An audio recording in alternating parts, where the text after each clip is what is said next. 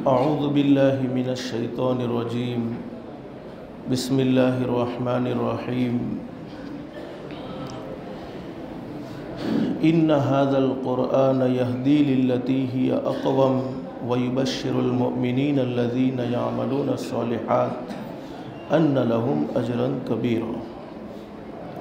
वक़ाल अन्नबिय्यु सल्लल्लाहु अलैहि वसल्लम इन्नल्लाह यक़ूलु लकुम मुरू बिल मारूफ़ वन्हौ अनिल मुनकर क़ब्ल अन तदअू फ़ला उजीबु लकुम वतसअलूनी फ़ला उतीकुम वतस्तनसिरुनी फ़ला अंसुरुकुम औ कमा क़ाल अन्नबिय्यु सल्लल्लाहु अलैहि वसल्लम। रब्बि इश्रह ली सदरी वयस्सिर ली अमरी वहलुल उक़दतम मिन लिसानी यफ़क़हू क़ौली सुब्हानक ला इल्म लना इल्ला मा अल्लमतना इन्नका अंतल अलीमुल हकीम।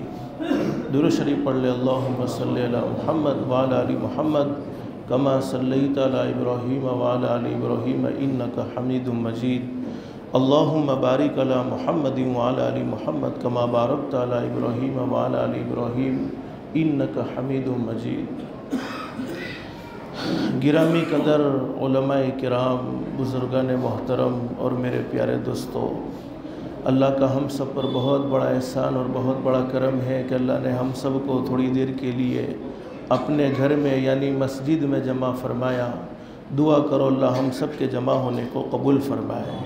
और हदीस शरीफ में हज़रत अक़दस नबी करीम सल्लल्लाहु अलैहि वसल्लम का सच्चा इरशाद अली है, मस्जिद में आने वाला अल्लाह का मेहमान होता है, अल्लाह रब्बुल आलमीन ख़ुद उसके मेज़बान होते हैं। अल्लाह से दिल से दुआ कर लो, अल्लाह तूने अपने फ़ज़ल व करम से अपनी रहमत से हमें मस्जिद में जमा फ़रमाया। अल्लाह के लिए कोई मुश्किल नहीं, अल्लाह हम सब को जन्नतुल फिरदौस में भी जमा फ़रमाए। मेरे भाइयों, एक बात तो फ़ाइनल और तयशुदा है कि कहने वाला भी अमल का मोहताज और सुनने वाले भी अमल के मोहताज। कहना और सुनना बहुत सी मर्तबा होता है, नहीं होता तो ज़िंदगी में अमल नहीं होता। और असल ज़िंदगी संवरती है, ज़िंदगी बनती है, अमल से बनती है। अल्लाह से दिल से दुआ कर लो, अल्लाह हम सबको अमल की भी तौफीक नसीब फरमाए। और कुरान करीम में अल्लाह रब्बुल आलमीन खुशखबरी सुनाते हैं, फ़बश्शिर इबाद। अल्लाह फरमाते मेरे बंदों को खुशखबरी सुनाओ। कौन से बंदे? अल्लज़ीना यस्तमिऊनल क़ौल फ़यत्तबिऊन अहसना। अल्लाह फरमाते मेरे वो बंदे जो कुरान की बातों को, हदीस की बातों को, दीन की बातों को ध्यान से सुनते हैं, तवज्जो से सुनते हैं और उस पर अमल करते हैं। अब अमल करने पर अल्लाह की तरफ से इनाम क्या है? तो कुरान करीम में अल्लाह ने फरमाया, उलाइकल्लज़ीना हदाहुमुल्लाह व उलाइका हुम उलुल अलबाब। अल्लाह फरमाते मेरे बंदो तुम ज़मीन पर अमल की नीयत करोगे, मैं रब्बुल आलमीन आसमानों पर तुम्हारे लिए हिदायत के फ़ैसले कर दूँगा। और हिदायत से बढ़कर कोई दौलत हो नहीं सकती। दुनिया की मुख्तसर सी ज़िंदगी में इंसान को सब कुछ मिल जाए, लेकिन हिदायत न मिले, आमाल सालिहा की तौफीक न मिले, उस इंसान की दुनिया की ज़िंदगी बेकार है। और अल्लाह हिफाजत फरमाए जिसकी दुनिया की ज़िंदगी अल्लाह को नाराज़ करके बिगड़ गई, अल्लाह हिफाजत फरमाए उसकी आखिरत की ज़िंदगी दुरुस्त नहीं हो सकती है। इसलिए कि अल्लाह पाक ने दुनिया की ज़िंदगी आखिरत की ज़िंदगी संवारने के लिए, दुनिया की ज़िंदगी आखिरत की ज़िंदगी बनाने के लिए नसीब फरमाई है।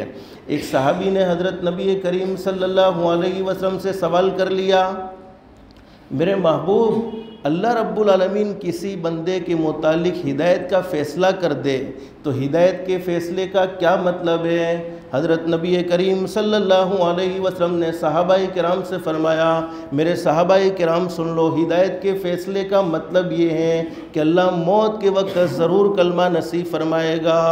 इससे बड़ा इनाम क्या हो सकता है? जब अमल साले वाली ज़िंदगी होगी तो फ़ाइनल ये बात तयशुदा है कि मौत के वक्त ज़रूर कलमा मिलने वाला है। अल्लाह हम सबको अमल की तौफीक नसीब फरमाए और अल्लाह पाक हम सबको हिदायत की दौलत से मालामाल फरमाए। मुख्तसर सा वक्त है, कोई लंबी चौड़ी बातें नहीं, सिर्फ एक हदीस आपके सामने जिक्र कर दी है।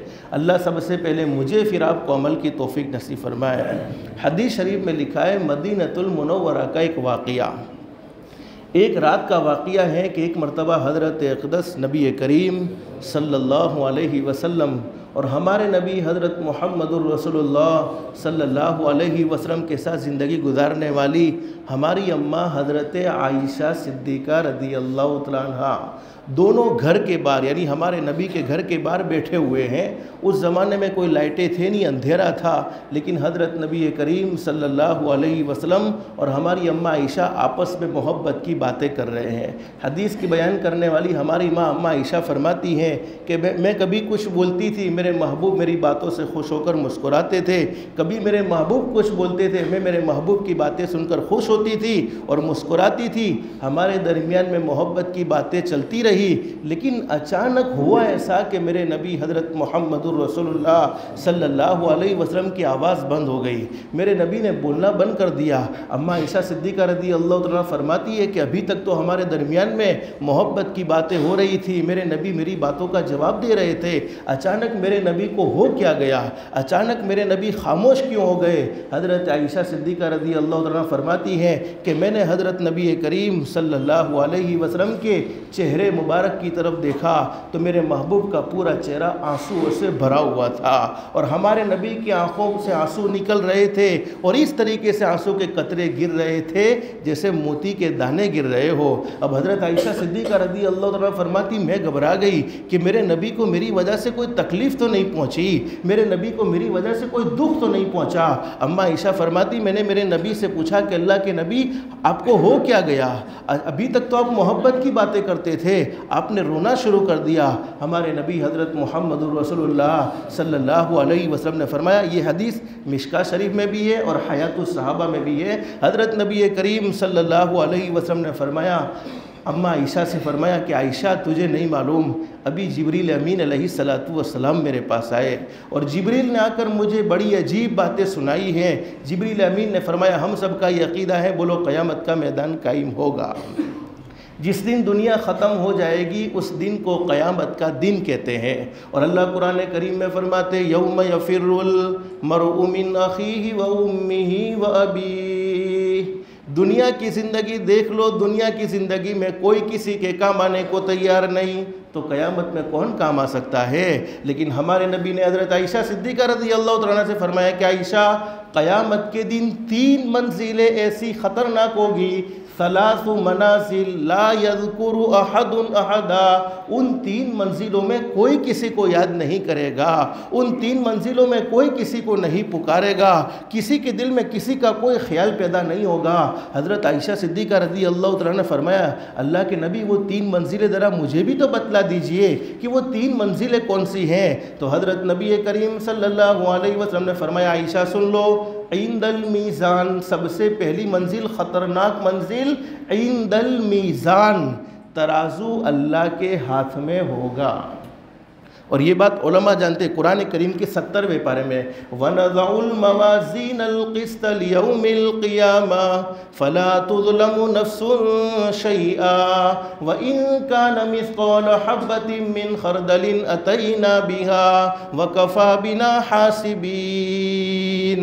अल्लाह फरमाते क़यामत के मैदान में तराजू कायम किया जाएगा, वहाँ नामाए आमाल तोले जाएंगे। दुनिया की ज़िंदगी में जितने अमाल की वो गिने नहीं जाएंगे, तोले जाएंगे। अभी इस आयत करीमा पर लोग ये सवाल करते हैं कि नामाए अमाल को कैसे तोला जाएगा, अमाल तो हमें नज़र नहीं आता। तो दुनिया वालों के पास बुखार चेक करने की मशीन मौजूद है, अरे है कि नहीं, बुखार को तोलते कि नहीं तोलते, टेम्परेचर, हालांकि टेम्परेचर बोलो हमें नज़र आता है, फिर भी उसको बता देते हैं कि इतना टेम्परेचर। तो अल्लाह के पास वो ताकत नहीं है कि अल्लाह पाक नामाए अमाल को तोल सके, वैसी तराजू को कायम कर ले। और हदीस शरीफ में लिखा है कि एक मरतबा एक बहुत बड़े अल्लाह के नबी गुजरे हैं, हज़रत दाऊद अलैहिस्सलातु वस्सलाम। उन्होंने अल्लाह से कहा कि अल्लाह ये क़यामत के मैदान में तराजू के अंदर नामा अमाल को तोला जाएगा तो वो तराजू कितनी बड़ी होगी, वो तराजू कितनी बड़ी होगी कि इतने अमाल को तोलने की जो तराजू अल्लाह ने कायम की है। अल्लाह रब्बुल आलमीन ने फरमाया मेरे नबी दाऊद इस तराजू को तुम देख नहीं सकते हो, तुम्हारे पास वो क़ुव्वत ही नहीं, तुम्हारे पास वो ताकत ही नहीं। लेकिन हज़रत दाऊद अलैहिस्सलातु वस्सलाम चूँकि अल्लाह के नबी से अल्लाह से दरख्वास्त कर ली कि अल्लाह बतला तो दीजिए कि वो तराजू की साइज़ क्या होगी। अल्लाह रब्बुल आलमीन ने पर्दा उठाया, हज़रत दाऊद अलैहिस्सलातु वस्सलाम तराजू को देखकर बेहोश हो गए। और इतनी लंबी चौड़ी वसी तादाद, और इतनी लंबी चौड़ी वसी तादाद का जो यानी इतनी लंबाई भी है, चौड़ाई भी है, कुशादगी भी है, यानी तादाद के एतबार से भी भरना नामुमकिन है, तो तोलने के एतबार से कैसे भरा जाएगा। तो हज़रत दाऊद अलैहिस्सलाम ने अल्लाह से पूछा कि अल्लाह ये तराजू कैसे भर सकती है, अरे इतने अमाल तो हमारे पास होंगे भी नहीं। हदीस शरीफ में हज़रत नबी करीम सल्लल्लाहु अलैहि वसल्लम ने फरमाया, मेरा उम्मती किसी के साथ खैर खाई का मामला कर देगा, भलाई का मामला कर देगा, चाहे भलाई का मामला एक खजूर के बदले में ही क्यों ना हो, उस खजूर के बदले में अल्लाह रब्बुल आलमीन उसके नामाया माल को, उसके तराजू को पूरा पूरा नेक अमाल से भर देगा। तो पहली मंजिल इंदल मीज़ान, तराजू अल्लाह के हाथ में होगा। दुनिया वाले तोलने में धोखा कर सकते हैं, अल्लाह तोलने में धोखा कर सकता नहीं है, बल्कि अल्लाह खुद फरमाते हैं हमसे बड़ा इंसाफ करने वाला कौन। और एक सही हदीस में हज़रत नबी करीम सल्लल्लाहु अलैहि वसल्लम ने फरमाया, अल्लाह रब्बुल आलमीन खुद फरमाते मैंने अपने ऊपर जुल्म को हराम कर दिया है और अपने बंदों पर भी मैंने जुल्म को हराम कर दिया है। लेकिन ये सारी बातें हमने सुनी, असल मुझे मुख्तसर खुलासा बतलाना है। हदीस शरीफ में लिखा है हज़रत नबी करीम सल्लल्लाहु अलैहि वसल्लम ने दूसरी मंजिल को बयान फरमाया हज़रत आयशा सिद्दीक़ा रज़ी अल्लाह तआला के सामने, इंद तताइरिस सुहुफ़, नामाए आमाल उड़ाया जाएगा। और ये मैं अपनी मर्ज़ी से नहीं कहता, सारी बातें कुरान की, सारी बातें हदीस की। दुनिया के अंदर स्टूडेंट एग्ज़ाम देते हैं तो रिजल्ट का इंतज़ार होता है कि कौन से नंबर पर कामयाब है। अल्लाह कुरान करीम में फरमाते नामाया माल को उड़ाया जाएगा। वनुखरिजु लहू यौमल क़ियामति किताबन यल्क़ाहु मंशूरा इक़रा किताबक कफ़ा बिनफ़्सिकल यौमा अलैका हसीबा। और पहली मंजिल फरमाया फ़अम्मा मन सक़ुलत मवाज़ीनुहु फ़हुव फ़ी ईशतिर राज़िया, जिसका नेक अमाल का पल्ला झुक गया वो जन्नत का हकदार होगा। व अम्मा मन खफ़त मवाज़ीनुहु फ़उम्मुहु हाविया, जिसका बुराइयों का पल्ला झुक गया, नेक अमाल का पल्ला हल्का हो गया, तो फरमाया कि जहन्नम के अलावा फिर कोई रास्ता नहीं होगा। अल्लाह हम सब की हिफाजत फरमाए। लेकिन दूसरी मंजिल नामाए अमाल उड़ाया जाएगा।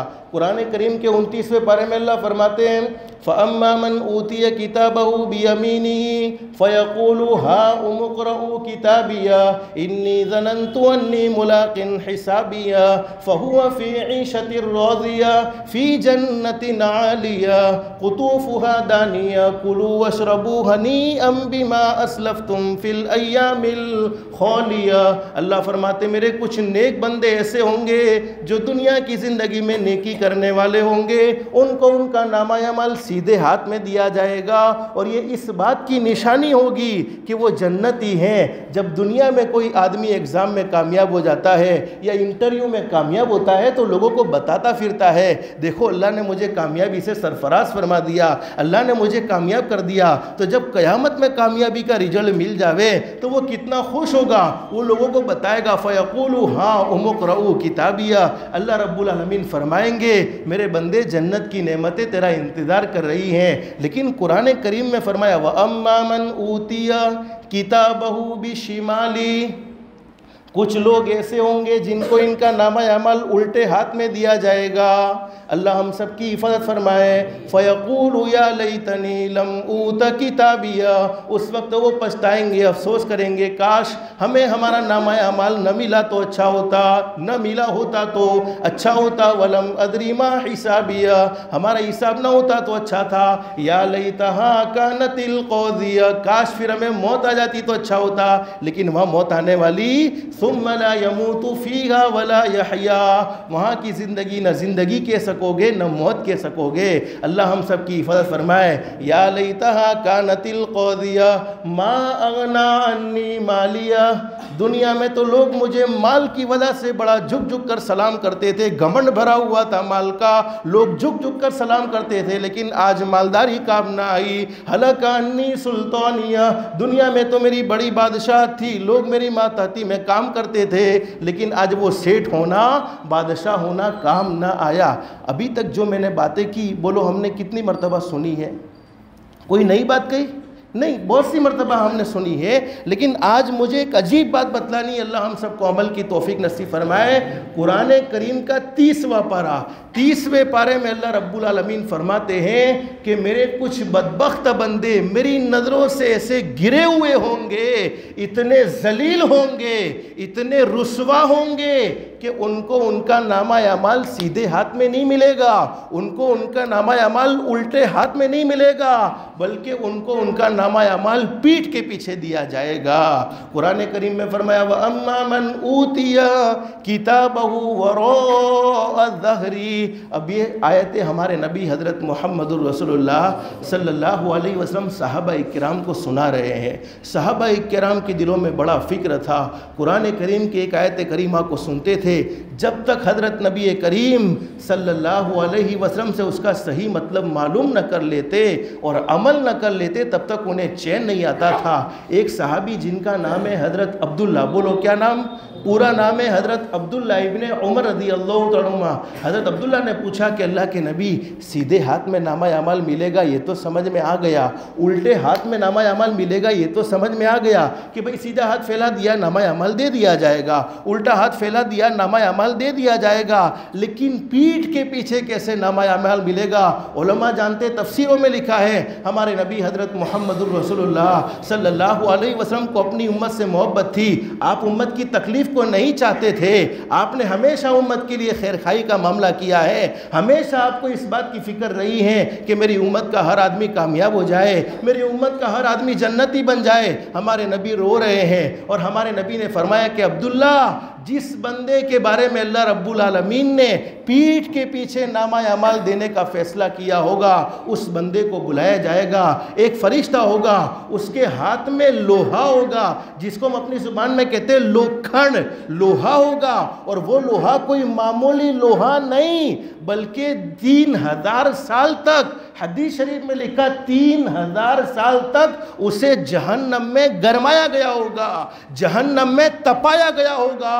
और उस लोहे को फरिश्ते सीने पर मारेंगे, फिर पीठ के पीछे से निकालेंगे, फिर मारेंगे, फिर पीठ के पीछे से निकालेंगे, और दूसरा फरिश्ता आएगा, उसके हाथ को पकड़ेगा, हड्डियों को तोड़ेगा, उंगलियों को मोड़ेगा और सीने के अंदर हाथ डालकर पीठ के पीछे से खींच लिया जाएगा। हदीस शरीफ में लिखा है कि हज़रत अब्दुल्ला रज़ियल्लाहु अन्हु खड़े बैठे थे, खड़े हो गए, कहा अल्लाह के नबी ऐसा जिल्लत वाला, ऐसी रुसवाई वाला अज़ाब कौन बर्दाश्त करेगा?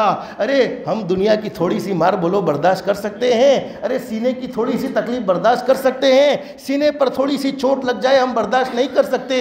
गर्मी के मौसम में बगैर जूते घर से बाहर निकलना मुश्किल होता है, तो वो 3000 साल तक का गरमाया हुआ जहन्नम का लोहा जो सीने पर पड़ेगा वो कैसे बर्दाश्त होगा? और ये मैं अपनी मर्जी से नहीं, कुरान करीम में लिखा है। कुरान करीम का मतलब हमारे नबी ने बयान फरमाया। हमारे नबी की आंखों में आंसू थे और हमारे नबी ने फरमाया कि अब्दुल्ला, ये तो पूछ के ये अज़ाब किन लोगों को दिया जाएगा? असल तो हमें ये मालूम करना है, ये तो पूछ कि ये अज़ाब किन लोगों को दिया जाएगा। उस वक्त हज़रत अब्दुल्ला रज़ियल्लाहु अन्हु रो रहे हैं और हमारे नबी की भी आंखों में आंसू थे, इसलिए कि हमारे नबी को अपनी उम्मत की तकलीफ़ बर्दाश्त नहीं थी, हमेशा उम्मत के लिए खैर खाई का मामला चाहा है। हदीस शरीफ में लिखा है कि हज़रत नबी करीम सल्लल्लाहु अलैहि वसल्लम ने फरमाया, अब्दुल्ला सुन लो, मेरी उम्मत के 2 किस्म के लोगों को यह अज़ाब होगा। बोलो कितनी किस्म के लोगों को? 2 किस्म के लोगों को यह अज़ाब होगा। सिनफान मिन उम्मती, मेरी उम्मत के 2 किस्म के लोगों को यह अज़ाब होगा। नंबर 1, जो किसी के दीन के काम में रोड़ा डालने वाले होंगे। खुद तो दीन का काम करते नहीं थे, खुद तो अम्र बिल मारूफ करते नहीं थे, खुद तो नही अनिल मुनकर करते नहीं थे, खुद तो कौम के बच्चों की फिक्र करते नहीं थे, लेकिन जो करता है उसके रास्ते में रोड़े डाल दे। अल्लाह फरमाते हो तो रोड़े डालता चला जाएगा, लेकिन कयामत में पीठ के पीछे नामा अमाल लेने के लिए भी तैयार हो जाना। हम किसी की बुराई करके क्या उसको जलील कर सकते हैं? हदीस शरीफ का सही फैसला मुस्लिम शरीफ में हदीस मौजूद, जो किसी की बुराई करके उसको जलील करने के लिए इसकी बुराई करता है, हमारे नबी का सच्चा फरमान, अल्लाह पाक उसे ऐसा जलील और रुस्वा कर देते हैं कि फिर वो अपना मुंह भी किसी को बताने के काबिल नहीं रहता है। मेरे प्यारों, हम क्या समझते हैं? अरे दीन के काम में रोड़े डालें, खुद तो दीन का काम किया नहीं। बोलो अल्लाह किसी का मोहताज है? अरे बोलो नहीं, अल्लाह का दीन किसी का मोहताज है? हरगिज़ नहीं। अल्लाह कुरान करीम में फरमाते या अय्युहल्लज़ीना आमनू इन तंसुरुल्लाह यंसुरकुम व युसब्बित अक़दामकुम। हम अल्लाह के दीन की मेहनत करें तो ये फ़ायदा हमारा है, अल्लाह हमारा मोहताज नहीं है। लेकिन मेरे प्यारों, अगर दीन का काम खुद नहीं कर सकते हो, खुद अम्र बिल मारूफ नहीं कर सकते हो, खुद नही अनिल मुनकर नहीं कर सकते हो, तो जो करता है उसके रास्ते में रोड़े डाले तो फिर अंजाम बहुत बुरा होने वाला है। और मैंने दुनिया की ज़िंदगी में, मैं आपको अपना तजर्बा बतलाऊं, हमेशा ऐसे लोगों को परेशान देखा है जिन्होंने दीन के कामों में रुकावटें पैदा की हैं, दीन के काम में रोड़े डाले हैं। और ये उलमा जानते। बोलो दुनिया से हर किसी को जाना है कि नहीं जाना? बोलो फाइनल ये बात है, दुनिया से हर किसी को जाना है। 5 किस्म के लोग ऐसे हैं जिनका बुढ़ापा बहुत ख़तरनाक होता है। जाना है हर किसी को। एक मरहला बचपन था, गुजर गया, जवानी है, गुजर जाएगी, बुढ़ापा भी आना है। और फाइनल नहीं कि बुढ़ापा आ जाए, उससे पहले भी हम दुनिया से चले जा सकते हैं। आने की तरतीब तो फिक्स होती है, जाने की तरतीब कोई फिक्स होती नहीं है। तो सबसे पहली किस्म का वो आदमी जिसने अपने माँ बाप के दिल के टुकड़े टुकड़े कर लिए हो, वो माँ बाप को दुख पहुँचाया हो, बुढ़ापे में बड़ा तड़पता है। अगर अल्लाह से माफ़ी न मांगी, माँ बाप से माफ़ी न मांगी। नंबर 2, जिसने अपनी कमज़ोर बीवी को डराया। बाहर तो बहादुर ना बन सका, लेकिन घर में रहने वाली कमज़ोर औरत को डराया। और हज़रत हकीम अख्तर साहब नव्वरल्लाहु मरक़दहू ने लिखा है कि बहुत से लोग ऐसे हैं जो अपनी बीवियों पर खामखा का जुल्म करते हैं, अपनी बीवियों को माँ की गाली, बहन की गाली, बाप की गाली दे देकर उसके दिल को ज़ख्मी करते हैं। हज़रत हकीम अख्तर साहब फरमाते हैं कि मेरा ज़िंदगी का तजर्बा है, मैंने ऐसे लोगों को तड़पते तड़पते दुनिया से जाते हुए देखा है, बड़ी बड़ी बीमारियों के शिकार हो गए हैं। इसलिए कि जुल्म की सज़ा तो कैस होती है, सारे गुनाह दुनिया के अंदर किए जाते हैं। अल्लाह चाहे तो माफ़ कर दे, और हमें अल्लाह की ज़ात अली से कभी उम्मीद है, अल्लाह माफ़ कर देगा। लेकिन जुल्म की सज़ा तो दुनिया में इसका बदला ज़रूर मिलता है, जालिम को अल्लाह पाक ज़रूर पकड़ते हैं। तो फरमाया जिसने अपनी बीवी के साथ ज़ाती का मामला किया। नंबर 3, जिसने दीन के काम में रोड़े डाले, खुद तो दीन का काम न कर सका, खुद तो अल्लाह के दीन की मेहनत को न कर सका, कोई करता था उसके रास्ते में रुकावटें पैदा की, उसे जलील करने की कोशिश की, उसे बदनाम करने की कोशिश की। अल्लाह फरमाते इज़्ज़त और ज़िल्लत तो मैंने अपने हाथ में रखी है। मैंने किसी को, अरे कोई हमारी लाख तारीफ़ कर ले तो हम इज़्ज़त के मकाम तक पहुँचने वाले बोलो नहीं है, और हमारी लाख बुराई कर ले हम कोई जलील होने वाले नहीं है। और मौलाना रूम ने ये नबी में लिखा है कि अल्लाह पाक जिस बंदे को जलील करने का, जिस बंदे को, मसनवी में लिखा, जिस बंदे को जलील करने का, रुस्वा करने का फैसला कर देते हैं, उस बंदे को उलमा के बारे में बकवास करने पर लगा देते हैं। अल्लाह हम सब की हिफाजत फरमाए। तो नंबर 3, जिसने दीन के काम में रोड़े डाले। नंबर 4, मौलवियों के पीछे पड़ा रहा। देखो भाई, सच्ची बात है, अगर आप बात सुने न सुने, लेकिन सच बात सच है। हाँ, वो भी इंसान है, नबी नहीं है। सहाबाए किराम, हज़रत नबी करीम सल्लल्लाहु अलैहि वसल्लम का मुक़द्दस पाकीदा ज़माना है। सहाबाए किराम की हमारे नबी ने तरबियत फरमाई, लेकिन मासूम होने का लक़ब तो सिर्फ़ अंबिया किराम को मिला है, वरना उलमा भी हमारी तरह इंसान हैं। तो मौलवियों के पीछे पड़ा रहा, बुढ़ापे के अंदर बड़ा तड़प तड़प कर दुनिया से जाता है। और 5वीं बात बताऊँ कि रहने दो, नाराज़ तो नहीं?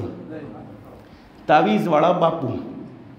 अच्छा, तावीज़ करना गलत नहीं है। देखो, आप मेरी बातों का ये मतलब ना निकाले, तावीज़ करना गलत नहीं है अगर उम्मत की खिदमत के लिए किया जाए। भाई, तारा ऊपर जिन्नातनो असर छे, तारा ऊपर जादूनो असर छे, तारा ऊपर फलाणो असर छे, तो ये मामला गलत है कि इसको तकलीफ़ नहीं थी, तुमने खामोखा का उसको तकलीफ़ में मुब्तला कर दिया। तो हमने अपनी ज़िंदगी में तावीज़ वालों को भी ऐसा ख़तरनाक दुनिया से तड़पता हुआ देखा है। अल्लाह हम सब की हिफाजत फरमाए। तो कह दो अल्हम्दुलिल्लाह, बोलो ज़ोर से बोलो अल्हम्दुलिल्लाह।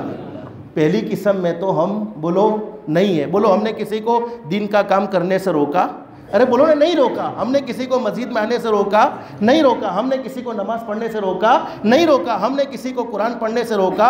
नहीं रोका। हमने किसी को हज में जाने से रोका? नहीं रोका। हमने किसी को उम्रा में जाने से रोका? नहीं रोका। तो कह दो अल्हम्दुलिल्लाह, पहली किस्म में तो हम नहीं है। लेकिन दूसरी किस्म हमारे नबी ने फरमाया, हज़रत अब्दुल्ला ने पूछा, अल्लाह के नबी दूसरी किस्म तो बतला दीजिए, दूसरी किस्म के कौन से लोग होंगे? हज़रत नबी करीम सल्लल्लाहु अलैहि वसल्लम ने फरमाया, हज़रत अब्दुल्ला से फरमाया कि सुन लो, दूसरी किस्म के वो लोग होंगे जिन्होंने अपनी ज़िंदगी में बहुत सी तहज्जुद की नमाज का भी एहतमाम किया होगा, जिन्होंने अपनी ज़िंदगी में बहुत हज भी किए होंगे, उम्रा पर उम्रा भी किए होंगे, अरे बहुत से नवाफिल रोज़ों का भी एहतमाम किया होगा, ज़िंदगी में हर तरह के नेक अमाल किए होंगे। लेकिन फरमाया नबी करीम सल्लल्लाहु अलैहि वसल्लम ने, फिर भी उसको उसका नामा अमाल पीठ के पीछे दिया जाएगा। हज़रत अब्दुल्ला ने पूछा कि अल्लाह के नबी, नमाज पढ़ने वाला, रोज़ा रखने वाला, ज़कात देने वाला, हज करने वाला, उम्रा करने वाला, अरे सदका तो खैरात करने वाला, उसके साथ भी ये मामला? हमारे नबी ने फरमाया, ज़रब हाज़ा व शतम हाज़ा, जिसने दुनिया में किसी को बगैर वजह के मारा होगा, जिसने दुनिया में किसी पर जुल्म ज़ाती का मामला किया होगा, अरे किसी की बुराई की होगी, अरे किसी की प्रॉपर्टी को दबाया होगा, अरे किसी का माल हड़प किया होगा, कर्जा तो बड़ी मोहब्बत से ले लिया होगा, लेकिन जब देने की बारी आई तो बड़े नमकीन नमकीन जवाब दिए होंगे।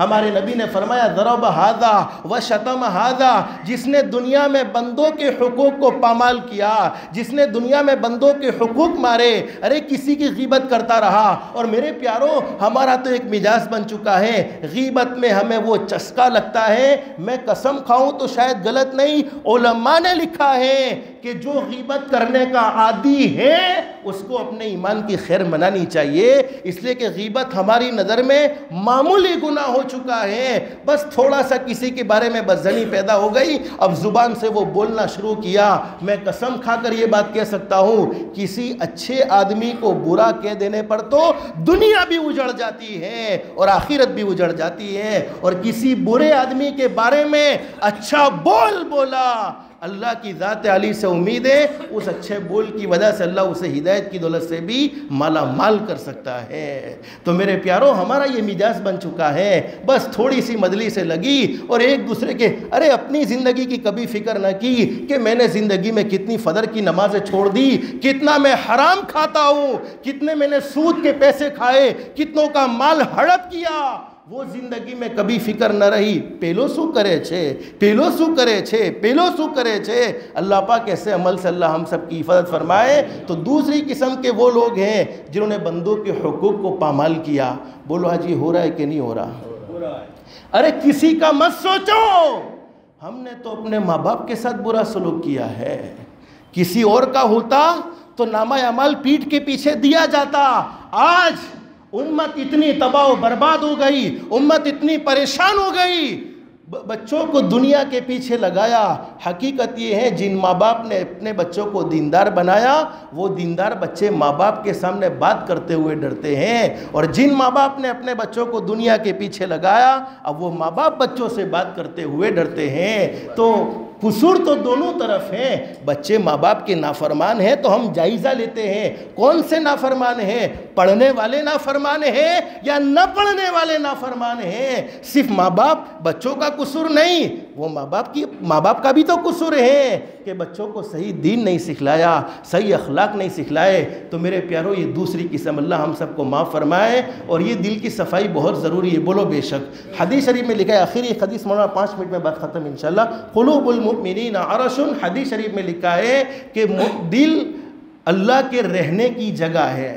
जिस दिल में मखलूक की दुश्मनी होती है, सिर्फ एक चिल्ला नहीं, 2 चिल्ले नहीं, 1-4 महीने नहीं, 2-4 महीने नहीं, पूरी ज़िंदगी लगाते चले जाओ, लेकिन जिस दिल में मखलूक की दुश्मनी है, उस दिल में कभी भी अल्लाह की मोहब्बत आ ही नहीं सकती है। इसलिए अल्लाह की मोहब्बत को हासिल करना चाहते हो, दिल को क्लियर कर लो। आज हमारी ज़िंदगियों का सुकून इत्मीनान छीनवा गया है, हमारी ज़िंदगी बेसुकूनी वाली हो चुकी है। क्यों?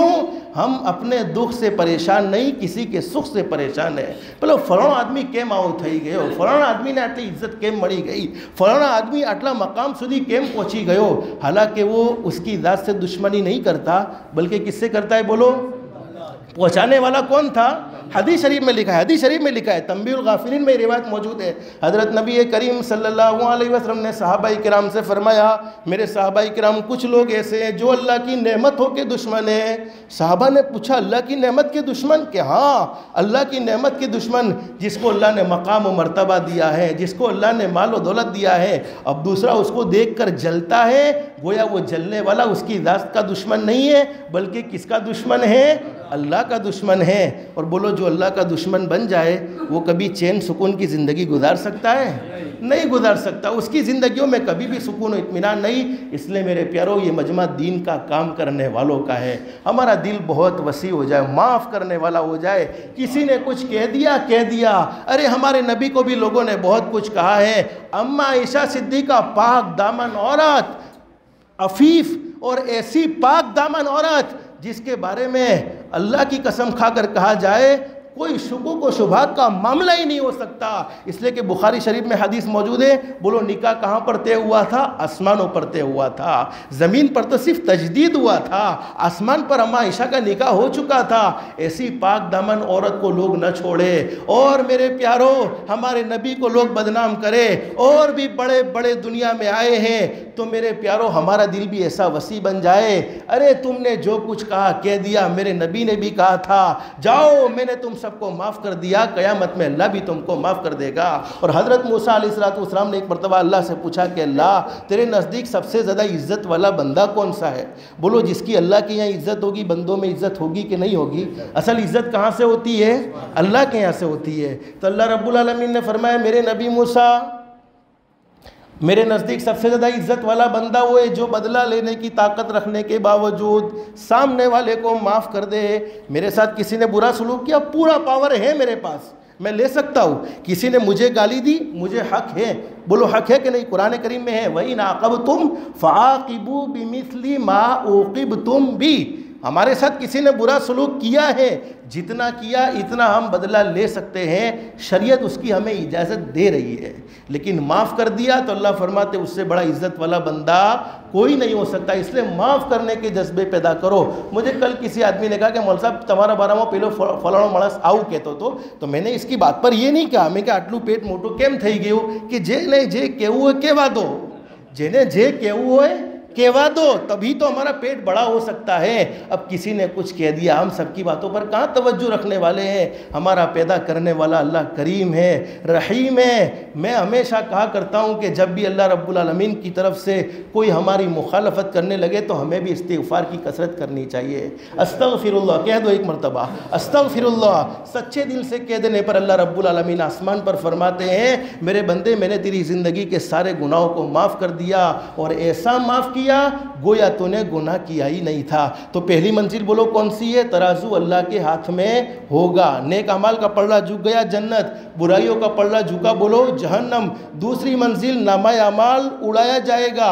सीधे हाथ में मिला, बोलो जन्नती, उल्टे हाथ में मिला जहन्नमी, और पीठ के पीछे मिला बहुत आला क्वालिटी की जहन्नम में जाएगा।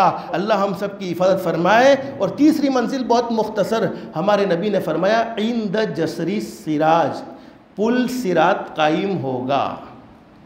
हमारे यहाँ के पुल तो बहुत बड़े बड़े हैं और कुरान करीम में फरमाया, व मिनकुम इल्ला वारिदुहा, 16वें पारे में, काना अला रब्बिका हतमम मक़दिया।